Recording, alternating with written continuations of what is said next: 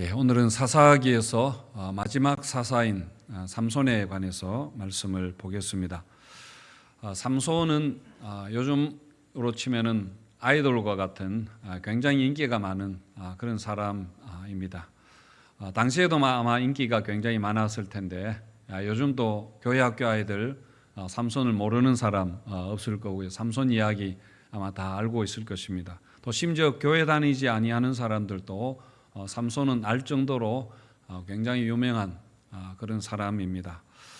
그래서 사사기에도 보면은 삼손 이야기가 가장 길게 나옵니다. 넉 장에 걸쳐서 자세하게 기록이 되어 있습니다.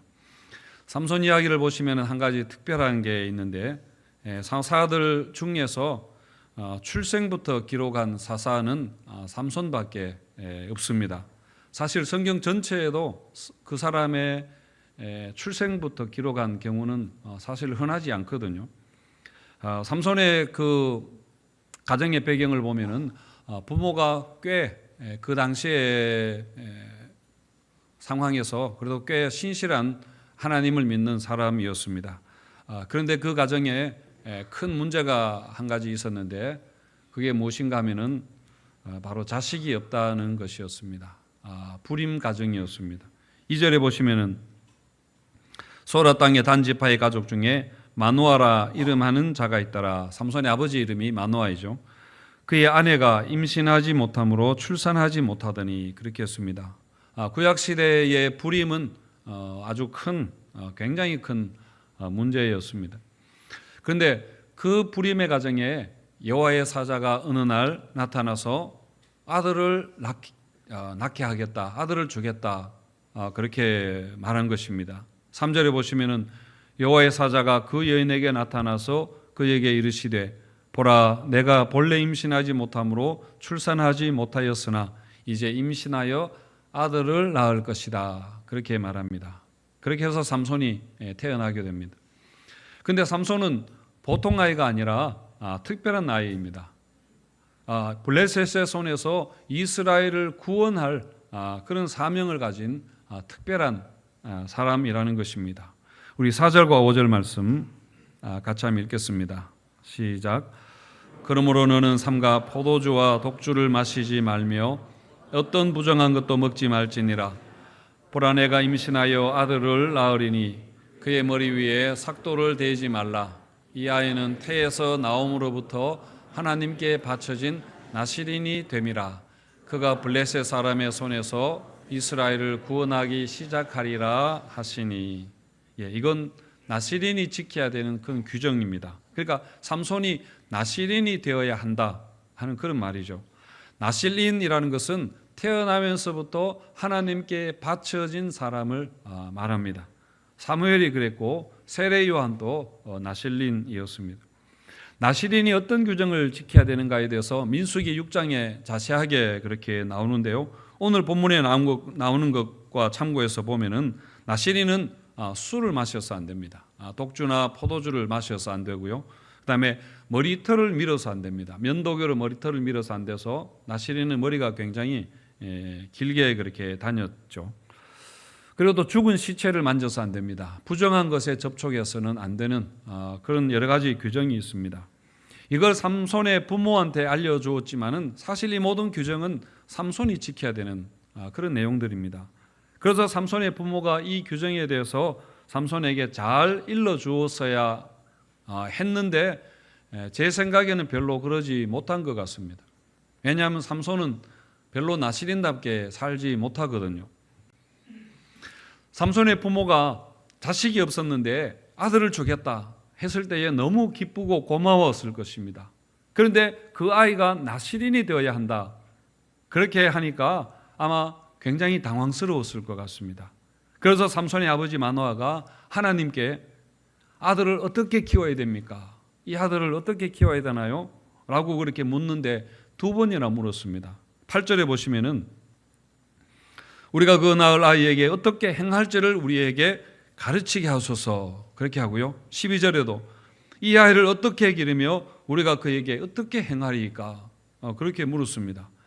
하나님이 특별히 보내신 아이를 어떻게 키워야 되는가 부모가 물으면은 하나님이 굉장히 기뻐하시면서 잘 말해 주실 것 같은데 하나님은 특별히 거기에 대해서 말씀하지 않으십니다. 2번이나 물었는데 별로 말씀 안 하셨습니다. 대신에 하나님의 이름에 대해서는 말씀하십니다. 하나님의 이름을 묻는 것에는 이름을 말씀해 주시는데 18절에 보시면은 여호와의 사자가 그에게 이르되 어찌하여 내 이름을 묻느냐? 내 이름은 기묘자라 하니라. 내 이름은 기묘자다.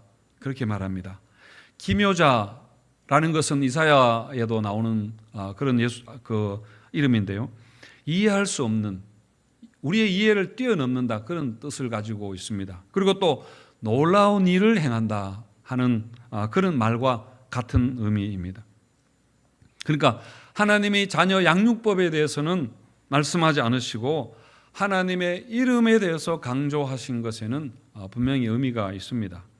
사실 우리도 아이를 낳으면 가장 고민하는 게 이 아이를 어떻게 키워야 하는가 하는 것 궁금해 하지 않습니까? 어느 학교에 보내야 될지, 이 아이를 미술을 시켜야 될지, 음악을 가르쳐야 될지, 아니면 운동을 하게 해야 될지, 운동선수로 키워야 할지, 이런 고민을 하게 됩니다. 아니면 조기 유학을 보내야 되나, 이런 여러 가지에 대해서 우리가 알고 싶어 합니다. 그러나 우리가 자녀를 어떻게 키워야 하는가에 대한 정보나 방법을 아는 것보다 더 중요한 것은 바로 하나님이 누구신가 하는 것에 대해서 알아야 된다, 그런 뜻입니다. 그래서 규칙과 방법을 아는 것보다 더 중요한 것이 하나님에 대해서 인격적인 관계 형성이라는 말입니다. 아마 우리 교회 학교에서도 이 부분에 대해서 가장 많이 신경을 쓰겠죠. 그래서 아이들에게 성경도 가르치고 또 예배 드리는 법에 대해서 기타 여러 가지 교회 생활에 대해서 이런저런 규칙을 가리키면서 하는 것이 결국은 그 자체가 아니라 아이들에게 하나님을 만나게 하려는 것입니다. 하나님을 만나게 하려고 이렇게 도와주는 그런 것들이죠. 여러분, 이건 어른들도 마찬가지입니다. 우리가 무엇을 하고 무엇을 하지 않고, 이게 여러분 신앙의 전부가 아니라, 물론 이런 규칙을 아는 것도 여러분 중요한 것이죠. 그러나 더 중요한 것은, 본질은 뭐냐면 우리가 하나님을 만나는 것입니다. 우리가 하나님에 대해서 그래서 아는 것입니다. 우리가 만나서 아는 것입니다. 그래야 우리가 참 신자가 될 수 있는 것이죠. 그러고 나서 우리에게 규칙이나 방법, 어떻게 믿는가 하는 것들이 중요한 것입니다. 아이들이 어렸을 때는 규칙을 많이 알려주지만은 점점 커가면은 어떻게 합니까? 규칙보다는 알아서 하도록 그렇게 많이 자유를 줍니다. 스스로 판단하고 선택하고 결정하고, 그렇지만은 그 결정한 것에 대해서 책임을 지도록 그렇게 하죠. 여러분, 성경도 보면 그렇습니다. 구약에는 규칙을 많이 이야기합니다. 율법과 같은 규칙을 지키는 것을 중요하게 여기는 반면에 신약에 오면은, 신약이 강조하는 것은 그런 규칙이나 어떤 형식보다는 자발적인 신앙을 많이 이야기를 하는 것이죠. 그래서 예배에 대한 예도 보면은 구약의 시대에는 이 산에서 드리는 게 좋습니까? 저 산에서 드려야 됩니까? 예배를 어떻게 드려야 됩니까?에 대해서 많이 관심을 가지는데, 예수님 하신 말씀은 이 산에서도 말고 저 산에서도 말고, 그런 규칙, 장소 중요한 것보다 뭐라고 했나요? 영과 진리로 드리라. 영과 진리로 드리라. 그렇게 말씀을 했습니다. 그래서 여러분, 우리가 하나님을 만나야 됩니다. 우리 신앙생활에 가장 중요한 이 모든 것은 결국 하나님을 만나려고 하는 것입니다. 기도를 통해서 하나님을 만나고, 이 설교 시간을 통해서 결국은 하나님을 만나는 것입니다. 성경 말씀을 읽는 것도 그 말씀을 통해서 진짜는 우리가 하나님을 만나는 것입니다. 기묘자 되시는 하나님, 그 하나님을 경험하는 여러분들 되시기를 축원드립니다. 그런데 다른 사사들에게는 이런 나시린 규정을 엄격하게 요구하지 않았는데 왜 삼손에게는 이렇게 요구를 했을까요? 그것은 삼손이 살았던 시대 때문입니다. 그 시대가 너무 혼탁했기 때문이었습니다. 1절에 보시면은 이스라엘 자손이 다시 여호와의 목전에 악을 행하였으므로 여호와께서 그들을 40년 동안 블레셋 사람의 손에 넘겨주니라, 그렇게 했는데요. 이 구절은 사사들이 등장할 때마다 계속해서 반복되어 나오던 그런 멘트이죠. 근데 삼손 이야기에서는 앞의 경우들과 다른 점이 있습니다. 지금까지 사사기에 계속 반복되어 나왔던 그 패턴이 있었습니다. 그가 이스라엘이 우상 숭배하고 악을 행하고 그러면 하나님이 화가 나서 이방인들의 손에 넘겨서 압제를 당하게 하죠. 그러면 힘들어서 막 하나님께 부르짖습니다. 그러면 하나님이 불쌍해서 사사를 세우고 이렇게 구원해 주시고 이런 것이었습니다. 그런데 삼손 이야기에는 여기에서 두 가지가 빠져 있습니다. 뭐가 빠졌는가 하면은 블레셋이 이스라엘을 40년 동안 다스렸지만은 압제했다는, 학대했다는 내용은 나오지 않습니다. 그리고 또 뭐가 없는가 하면은 이스라엘이 하나님께 부르짖었다는 것에 대해서 나오지 않습니다. 이게 무슨 의미인가 하면은 블레셋이 이스라엘을 다스리면서 그렇게 괴롭히지 않았다는 그런 이야기입니다. 아마 동화 정책을 그렇게 썼던 것 같습니다. 그리고 또 이스라엘이 이런 이방 나라에 지배를 당하는 것에 이제는 만성이 되어 있는 것입니다. 이제는 뭐 워낙 매를 맞고 하다 보니까 아무렇지도 않은 겁니다. 그러니까 블레셋의 통치를 이제는 자신들의 숙명으로 받아들이고 이제는 거기에 순응해서 살아가려고 그렇게 하는 것이죠. 그래서 하나님께 도와달라고 부르짖지도 않았습니다. 여러분, 이처럼 이스라엘 백성들이 그 이방 나라 블레셋 그 지배를 당하면서 전혀 문제의식을 가지지 못했다는 거, 심각하게 생각하지 않았던 거, 이거는 진짜로 심각한 것입니다. 여러분, 사사기는 어떤 책인가 하면은 하나님이 이스라엘 백성들을 애굽에서 가나안 땅에 그렇게 보내지 않습니까? 그래서 여호수아서에 보면은 이스라엘이 가나안 땅에 들어가서 가나안 족속을 물리치고 계속 승승장구해서 그 땅을 완전히 차지합니다. 승리합니다. 그런데 그 다음에 나오는 사사기에는 이스라엘 백성들이 그 하나님이 주신 약속의 땅에서 땅이 없던 백성들이 그 정말 적과 꿀이 흐르는 땅에서 진짜 행복하게 잘 사는 것을 기록한 것이 아니라 그 하나님이 주신 약속의 땅에서 이들이 어떻게 실패하고 있는가를 보여주는 성경이 바로 사사기이죠. 그래서 사사기를 보시면은 뒤로 갈수록 그 이스라엘이 영적으로 타락하게 되고 점점 도덕적으로 타락해가는, 못해가는 우상숭배가 더 심해지고 그렇게 하는 것을 보여줍니다. 그리고 사사들도 보면은 뒤로 갈수록 사사들이, 멍청한 사사들이 나타납니다. 삼손이 가장 보면은 사사답지 못한 그런 사사입니다. 삼손은 한 번도 군대를, 사사이지만 군대를 모은 적이 없습니다. 다 지 혼자서 그렇게 싸웠습니다. 그러니까 이스라엘 사람들이 블레셋에 대해서 싸울 의지가 전혀 없었습니다. 군대를 모아도 아무도 아마 안 왔을 것 같습니다. 그래서 하나님께 부르짖지도 않았고 하나님을 찾지도 않았습니다. 그냥 뭐 이렇게 살면 되지 뭐 특별한 게 뭐가 있느냐고, 사는 게 별 거냐고, 지금도 편한데 이렇게 된 것이죠. 그러니까 여러분, 이스라엘 백성들이 하나님 백성으로서의 정체성에 대해서는 생각하지 않는 것입니다. 그리고 가나안에 동화되어서 그냥 그 속에서 이렇게 살고 있었던 거죠. 편한가 불편한가, 잘 사는가 못 사는가, 그게 중요한 것이 아니라 누구의 주권 아래 사는가, 우리의 주인이 누구인가 하는 것이 여러분 중요한 것 아닙니까? 이것은 곧 우리가 누구를 예배하는가 하는 문제와 관계가 있기 때문입니다. 자, 초대교회 예를 제가 한번 들어보면요, 여러분, 초대교회 당시에 세계를 제패하던 패권국이 어느 나라였습니까? 초대교회 당시에 로마가 세계 패권국이었죠. 근데 로마는 삼손 시대의 블레셋처럼 피지배국들을 별로 괴롭히지를 않았습니다. 그들의 종교와 문화와 이런 것들을 다, 풍습을 다 인정해주고 가급적이면 간섭을 하지 않았습니다. 그냥 세금만 조금 내라, 이 정도였습니다. 그런데도 불구하고 초기 기독교는 로마 정부로부터는 굉장한 핍박을 받았습니다. 특히 기독교인들은 로마와 사이가 좋지 않았는데, 왜냐하면 기독교인들이 예수를 믿었기 때문에 그렇게 한 것이 아니라 로마는 그런 거 다 허용해 줬습니다.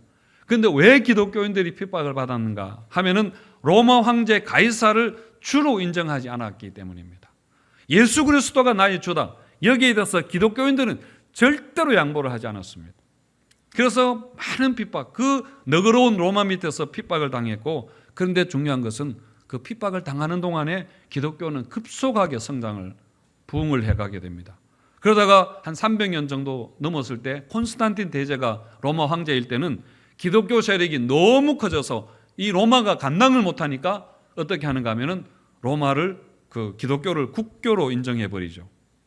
그래서 더 이상 교회는 로마에게 핍박을 당하지 않습니다. 오히려 굉장히 좋은 관계를 가지면서 로마 정부로부터 많은 지원을 받게 됩니다. 뭐 성당을 굉장히 많이 짓게 되고, 그리고 또 교회 사제들도 다 정부에서 월급을 그렇게 주고 그렇게 했습니다. 그리고 교회는 드디어 사회의 지배계급이 되게 됩니다. 그 황제와 맞먹는 그런 교황이 맞먹는 그런 권한을 가지게 되죠. 여러분, 그런데 신기하게도 그때부터 교회가 타락하기 시작한다는 것입니다. 이건 신기한 게 아니라 이건 당연한 것입니다. 마찬가지로 오늘날 교회와 우리 신앙이 여러분 세상의 풍요를 쫓고 세상의 가치관을 따라서 세상에 동화되어서 그렇게 살아간다면은 교회도 이렇게 되는 것은 여러분 당연한 것입니다.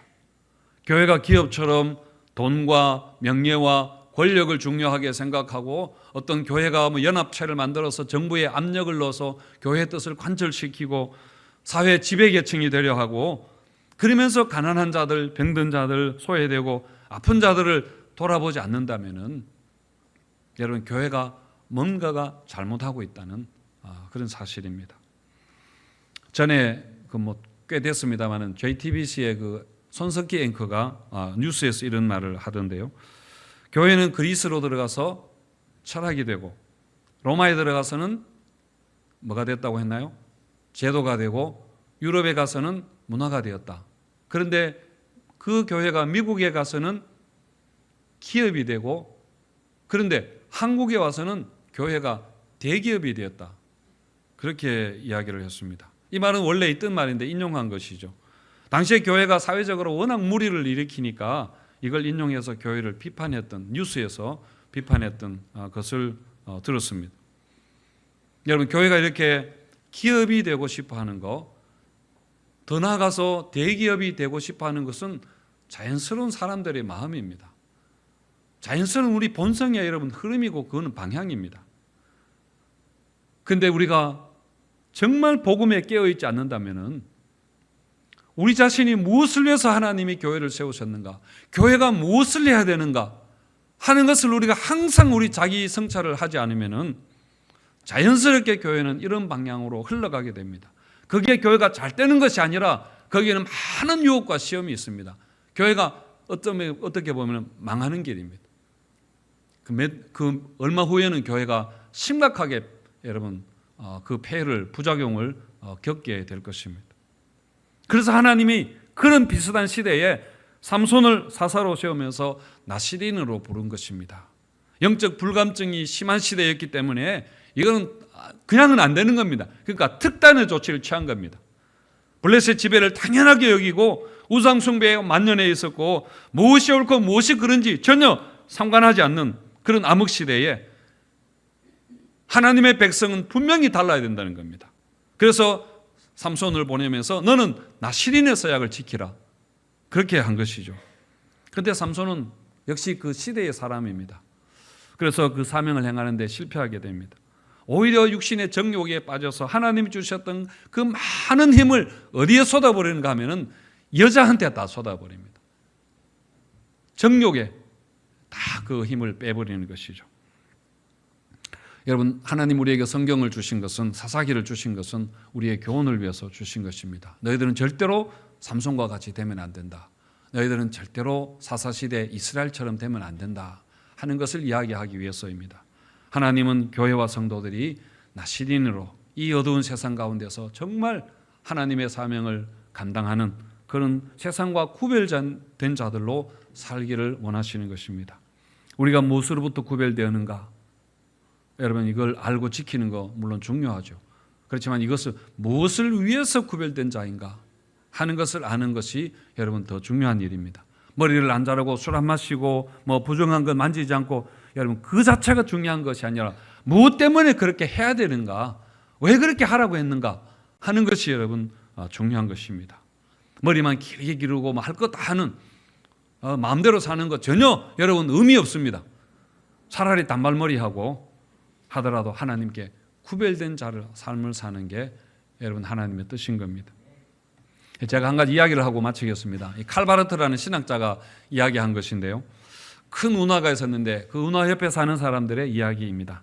그 운하를 건설하기 위해서 엄청난 노력과 막대한 비용을 들였습니다. 운하가 산과 사막을 가로질러 그렇게 건설이 되었는데 공사하다가 많은 사람들이 죽기도 했습니다. 그런데 문제는 그 운하에 물이 없다는 겁니다. 그 운하에 물이 말라버렸습니다. 그래서 더 이상 그 운하가 아무런 쓸모가 없게 되었습니다. 주민들에게 물을 공급할 수도 없게 되고 운하에 이제 배가 다닐 수 없게 되었습니다. 물이 없으니까요. 그런데 사람들은 계속해서 운하 이야기를 합니다. 그 운하를 만들기 위해서 어떠한 노력을 했고 얼마나 대단한 공사였는가, 이런 이야기들에서 자랑스럽게 이야기를 했습니다. 그러나 다시 말하지만은 운하에 물이 없었다는 겁니다. 더 이상 물이 없었습니다. 물이 없고 운하만 남았다, 운하 이야기만 남았다는 이야기를 칼바르트는 아마 교회에 빗대어서 그렇게 이야기한 것 같은데요. 근데 만약 그렇다면은 참 슬픈 현실입니다. 슬픈 일이죠. 여러분, 우리도 물이 필요합니다. 생수가 필요합니다. 그런데 정작 그 물은 없는 껍데기 신앙이 되지 않아야 되는 겁니다. 규칙과 방법이 아니라 정말 하나님을 우리가 만나야 됩니다. 그래서 우리가 회심해야 됩니다. 우리가 다 지금 신앙생활을 열심히 하는지 몰라도 우리가 다시 한번 거듭나야 됩니다. 다시 하나님을 우리가 만나야 됩니다. 우리를 나시린으로 부르셨는데 부르심의 뜻대로 살지 못했던 그 삼손을 우리가 반면교사로 삼아서 영적 위기의 어두운 때에 우리를 성도로 부르신 것을 알고 어두운 세상에 여러분 빛으로 부르신 뜻을 따라서 정말 바른 신앙, 바른 성도 되기를 힘쓰는 성도님들 되시기를 축원드립니다.